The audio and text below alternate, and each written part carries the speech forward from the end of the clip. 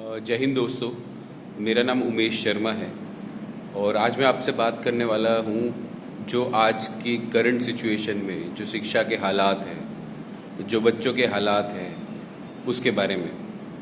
जैसे कि आप देख रहे होंगे, आए दिन अखबार में छप रहा है कि सरकारी स्कूल में टीचर्स की भारी कमी है। सरकारी स्कूलों के अंदर किताबों की बहुत ज़्यादा कमी है। पिछले 2 साल से किताबें नहीं मिली हैं।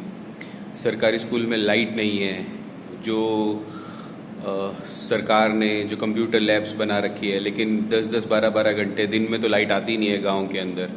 तो उन कंप्यूटर लैब्स की क्या हालात है।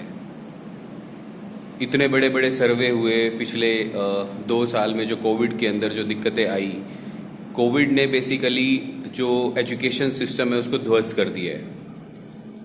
अजीम प्रेमजी फाउंडेशन ने एक बहुत बड़ा सर्वे कंडक्ट किया पूरे हिंदुस्तान के अंदर, लगभग 26 स्टेट्स के अंदर। उसमें उन्होंने पाया, उनकी जो हेडिंग थी उस पूरे सर्वे के बाद में, कि हिंदुस्तान आज़ाद भारत मतलब आज़ादी के बाद हिंदुस्तान की ये सबसे बड़ी एजुकेशन इमरजेंसी है। इसी तरह की एक रिपोर्ट द वायर ने छापी जिसमें ये बताया गया, दोनों रिपोर्ट्स के अंदर ये आया कि जो बच्चा 5वीं क्लास के अंदर है, इन 2 सालों में जो कोविड की वजह से बहुत बच्चे ऐसे थे, लगभग 80% से ज़्यादा बच्चे ऐसे थे जिनको एजुकेशन नहीं मिल पाई, जिनके पास मोबाइल नहीं था, जिनके पास इंटरनेट कनेक्शन नहीं था। तो उनका जो अक्षर ज्ञान है, तीसरी के बच्चे का तो अक्षर ज्ञान बिल्कुल ही ख़त्म हो चुका है। यानी कि लैंग्वेज जो हिंदी और इंग्लिश है, उनको उनके वर्ड्स की समझ भी ख़त्म हो चुकी है। 5वीं में जो बच्चा गया है, अपने हरियाणा के ये हालात हैं। अधिकतर बच्चों को अक्षर ज्ञान ही नहीं है। उन्हें अगर आप डिक्टेशन बोलते हैं ABCD की, वो भी नहीं लिख पाएंगे 6ठी क्लास में।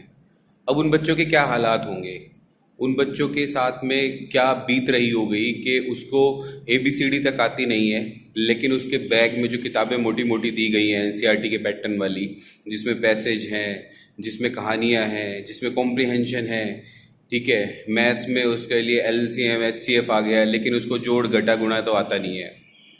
उस बच्चे की मनोस्थिति क्या होगी, उस बच्चे के हालात क्या होंगे, क्यों वो स्कूल में बैठना चाहेगा। किताबें इतनी मोटी, सिलेबस अलग, टीचर है नहीं, किताबें हैं नहीं। तो उस बच्चे के जो मौलिक अधिकार, जो शिक्षा का अधिकार, जो हमारा एक मौलिक अधिकार है, हमने उसका अधिकार छीन लिया। बात होती है आज के हिंदुस्तान में, औरंगजेब ने हिंदुस्तान में उस टाइम पे इतने अत्याचार किए। मुझे नहीं पता कितने अत्याचार किए, बहुत अत्याचार किए होंगे, मान ली सारी बातें। लेकिन जो आज इन बच्चों पे अत्याचार हो रहा है, जो इन करोड़ों बच्चों के ऊपर अत्याचार हो रहा है, क्या वो उस अत्याचार से कम है? उस वक्त भी मौलिक अधिकार छीने गए थे और आज भी मौलिक अधिकार छीने जा रहे हैं। जो हालात है, 2018 में जब हमने रेमिडियल क्लासेस शुरू करी थी गांव में, गंगवा में, कैमरी में, पटेल नगर में, तब हालत बहुत ख़राब थे। लेकिन इन 2 सालों में वो हालत जो बद से बदतर बना दिए, विभत्स हालात हैं। सरकारों को ये देखना पड़ेगा।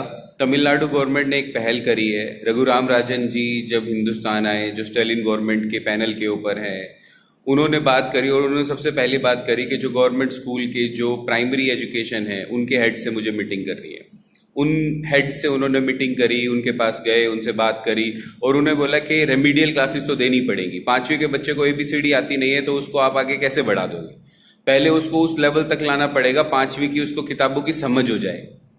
तो तमिलनाडु पहली गवर्नमेंट है हिंदुस्तान के अंदर जिसने 200 करोड़ रुपए एलोकेट कर दिए हैं और रेमिडियल क्लासेस का पूरा खाका तैयार हो गया और शुरू हो गया है। इन बच्चों को 2 साल में हम लोग इंटरनेट नहीं दे पाए, इन लोगों को मोबाइल फ़ोन नहीं थे, इनकी एजुकेशन ख़त्म हो गई। तो हमारे हरियाणा के अंदर इन बच्चों को जो 2 साल में डेफिशिएंसी हुई, उस पर काम करना चाहिए था, इनको प्रायोरिटी पे लेना चाहिए था।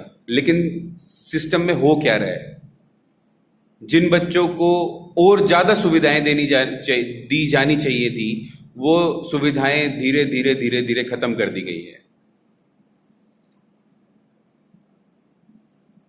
इन बच्चों का कसूर क्या है?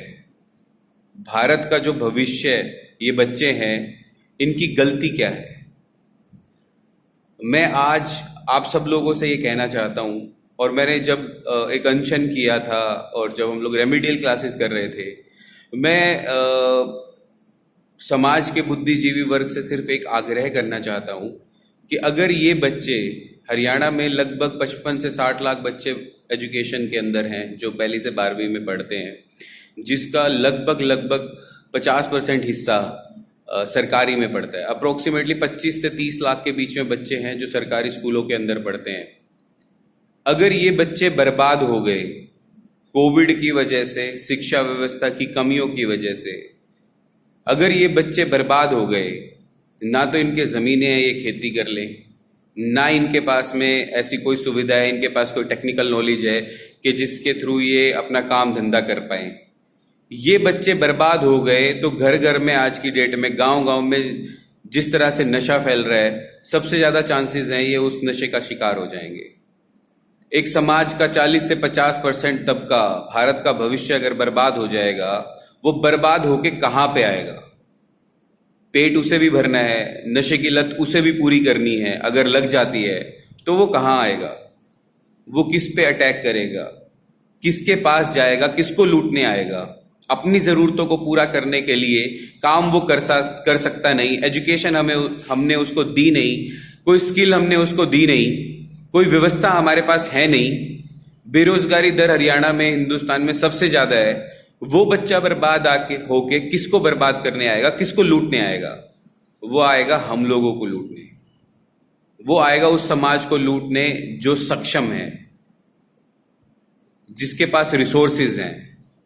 क्या हम लोग उन 40% बच्चे जो बर्बाद होके खत्म हो जाएंगे, उनसे, उस बर्बाद समाज से क्या हम लोग अपने बच्चों को बचा पाएंगे? ये बात 2018 में मैंने बोली थी और मैं बोलता रहा हूं इतने सालों से। लेकिन जो बात 10 साल में होनी थी, मतलब ये होती है ना कि धीरे धीरे बर्बादी आती है। जो चीज 10 से 15 साल में दिखनी शुरू होनी थी, वो कोविड की वजह से आज दिखनी शुरू हो गई है। कोविड ने इस बर्बादी में कैटलिस्ट का काम किया है। जो चीज 10 साल में होनी थी उसको 2 साल में खत्म कर दिया। अभी भी अगर हम लोगों ने इन बच्चों का साथ नहीं दिया, अभी भी हम लोगों ने इनको रेमेडियल एजुकेशन नहीं दी, अभी भी हम लोगों ने अगर इनको बर्बाद होने से नहीं बचाया, तो हमारे समाज को, हमारे देश को बर्बाद होने से कोई नहीं बचा पाएगा। हम लोग एक मुहिम शुरू करने जा रहे हैं, आरंभ, जिसका पहला चरण सुपर 100 से अगले 2 दिन में शुरू हो जाएगा।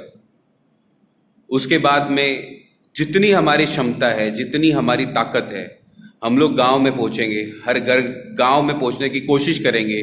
जितने लोग हमारे साथ जुड़ेंगे उतने ज़्यादा हम लोग गांव कवर करेंगे और अपनी तरफ से पूरी कोशिश करेंगे जहां तक हमसे पहुंचा जाए, जहां तक हम लोग मदद पहुंचा पाएं, वो पहुंचाने की कोशिश होगी। आप सभी लोगों से भी मिलेंगे, आप लोग सभी लोगों से बात करेंगे, आप सभी लोगों का भी सहयोग इसमें चाहिएगा। अगर भारत को बचाना है, अगर हमारे समाज को, हमारे देश को बचाना है, तो इन बच्चों का आज साथ देना होगा। जल्दी ही डिटेल सारी धीरे धीरे सोशल मीडिया के प्लेटफॉर्म पे, अखबारों के थ्रू आप सब तक पहुंचती रहेगी। आरंभ से, इस प्रोग्राम से, इन बच्चों को बचाने की मुहिम से जुड़ते रहिए, साथ देते रहिए। हम लोग साथ मिलकर ही इन बच्चों का भविष्य बचा पाएंगे।